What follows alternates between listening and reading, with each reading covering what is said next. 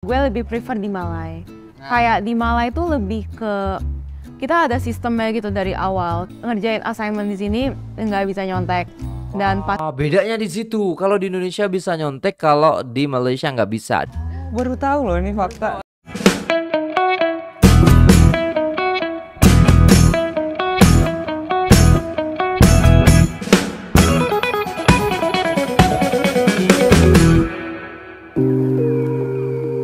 Assalamualaikum warahmatullahi wabarakatuh. Jumpa lagi dengan saya guys, Cak Mujib. Gimana kabar teman-teman semua? Semoga sehat selalu dalam lindungan Allah Subhanahu wa taala, dijauhkan dari segala mara bahaya, malapetaka, bencana dan balak serta berbagai macam penyakit. Amin amin ya rabbal alamin. Oke guys, kali ini kita akan reaksi sebuah video yang sangat-sangat menarik sekali berkenaan dengan pendidikan yang ada di Malaysia, dan ini kayaknya tentang kuliah di Malaysia nih bagaimana ya kan. Nah, tanpa berlama-lama jom kita simak video penjelasan daripada pemuda-pemudi Indonesia ini guys. Let's go.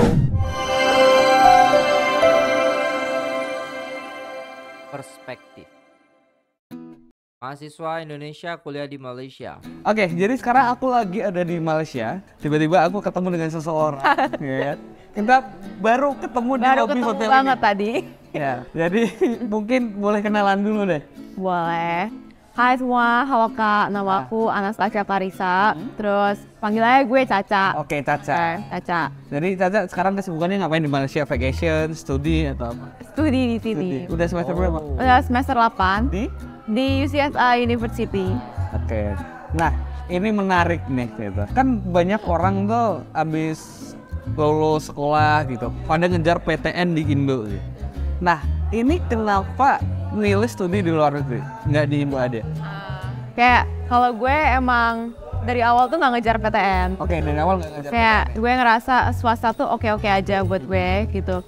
Terus gue pengen nyoba buat kuliah di luar negeri, biar kayak nyoba hidup mandiri, hidup independen tuh gimana sih gitu. I see. Tapi at the same time gue nggak pengen yang terlalu jauh dari Indo. Kayak gue masih pengen yang dalam deket gitu sama Indo. Jadi akhirnya gue pilih di Malai. Oke. Jadi ada alasan kayak nggak mau, kan banyak orang tuh pengen ke Aussie, pengen ke Europe, entah itu di Amerika dan lain-lain. Salah satunya kamu alasan ke Malaysia itu nggak mau jauh dari orang tua, tapi tetap pengen independen. Iya betul. Ada alasan lain nggak? Lebih ke apa ya? Perhaps nyoba-nyoba gimana sih belajar di luar negeri itu gimana gitu loh. Terus kayak Malai itu masih termasuk sekolah-sekolahnya termasuk oke, apa ya? Jadi kayak ya udah gas coba aja. Coba aja. Oke, ini ngomongin kendala ya. Kendala lu kuliah di sini sama dulu waktu studi di Indonesia gitu. Ada kendala yang signifikan nggak? Kalau bahasa gimana bahasa? Nah, bahasa sih. Bahasa Lebih ke language barrier tuh pastinya ada gitu. Kayak gue dulu juga sempat mikir soal ini. Jadi di sini tuh kayak dominannya tuh ada Chinese, Malay sama India gitu. Tiga-tiganya language-nya beda-beda nih gitu. Kalau Malay itu mirip-mirip sama Indo. Oke, Melayu gitu betul, ya. tapi jujur li kalau ngelihat orang Malay ngomong gitu, mereka ngomong in a fast pace gitu loh. Jadi kayak kadang kita kurang mengerti. Terus kadang malah lebih prefer udahlah ngomong Inggris aja gitu. Sekalian gitu. Cuma ada beberapa misalnya orang yang Chinese tapi mereka susah banget ngomong Inggrisnya gitu loh. Jadi kayak lagi-lagi language barrier gitu. Terus juga orang India agak susah bahasa Inggrisnya gitu. Jadi kendalanya mungkin di bahasa sih. Tapi berarti kalau kuliah itu pakai bahasa Inggris atau bahasa Melayu? Kalau aku internasional gitu, jadi pakai bahasa Inggris. Oke, nah berarti kalau itu di kampus, berarti di sini tuh nggak semua orang pakai bahasa Melayu? Iya betul. Lebih malah mostly itu lebih ke Mandarin, lebih ke Chinese. Iya. Baru tahu loh ini fakta. Terus satu lagi nih yang aku kepoin tentang tadi udah perbedaan ya. Jadi kalau di kampus ya kan, di kampus kehidupan kampus Chinese ataupun bahasa Inggris ataupun bahasa lain seperti. Tapi kalau untuk Melayu mungkin enggak, karena memang ini berbeda gitu kan, orang Indonesia gitu kan mungkin sama dengan orang-orang luar lainnya seperti Chinese dan juga orang-orang India seperti. Perbedaan studi ada yang beda lagi nggak? Kalau tadi language barrier, terus sekarang edukasinya ada yang beda? Oh, kalau soal edukasi, somehow gue lebih prefer di Malai.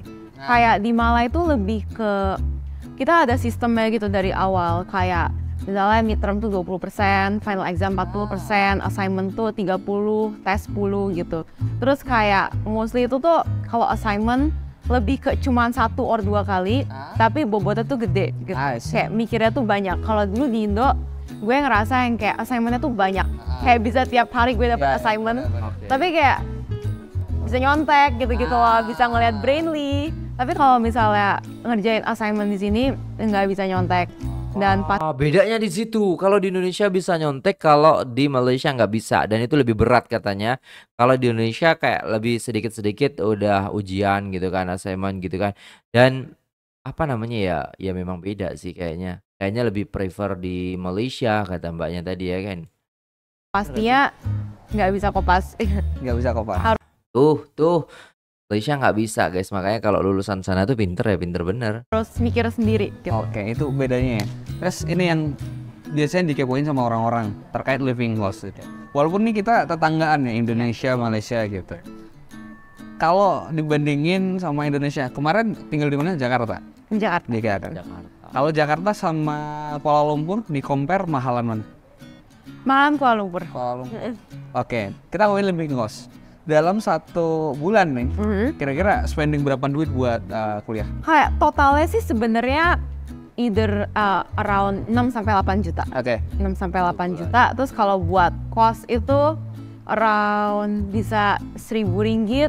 1.000 itu Bisa. berarti kali 3,5 juta Iya, lah ya. betul. Kalau tapi itu yang mahal ya sebenarnya. Jadi kos itu biasa ada yang 600, ada yang 800 gitu. Jadi pinter-pinter aja nyari yang oke buat dompet gitu. Oke. Ini tergantung kitanya juga. Tergantung kita effort nyarinya juga gitu. Makan sehari makan berapa? Makan tuh gue lebih ke masak.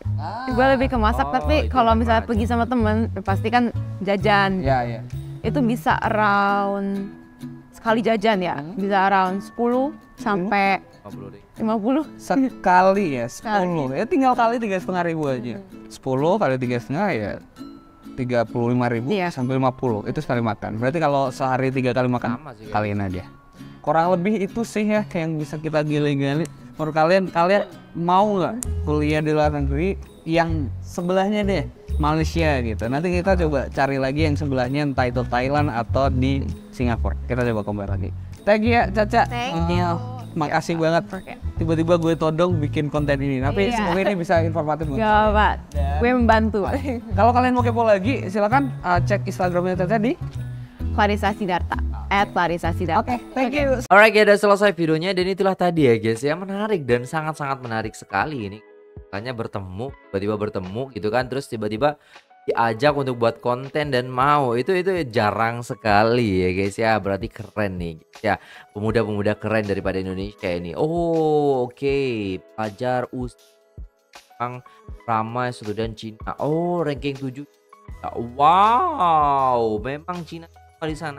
Ya, pelik nih, setahu aku orang Cina dan India, Malaysia ya bagus bahasa Inggris, maka bukan ya, tergantung daripada kita ketemunya sama siapa gitu kan. Maksudnya kalau kita ketemu sama orang yang istilahnya lebih ke bahasa Cina ya nggak apa-apa, why not gitu kan. Kita juga bisa belajar di situ ya kan. Nah gitu ya. Oh, nah di sini kita kos hidup pun Malaysia lebih murah lah. Minyak masak, minyak petrol, gula, beras semuanya 2 sampai 3 kali lebih murah dari Indonesia. Bener juga. Tapi ya mungkin kosnya itu tadi istilahnya tentang biaya hidup yang mungkin kayak kos-kos kayaknya ya guys ya, lebih ke kan.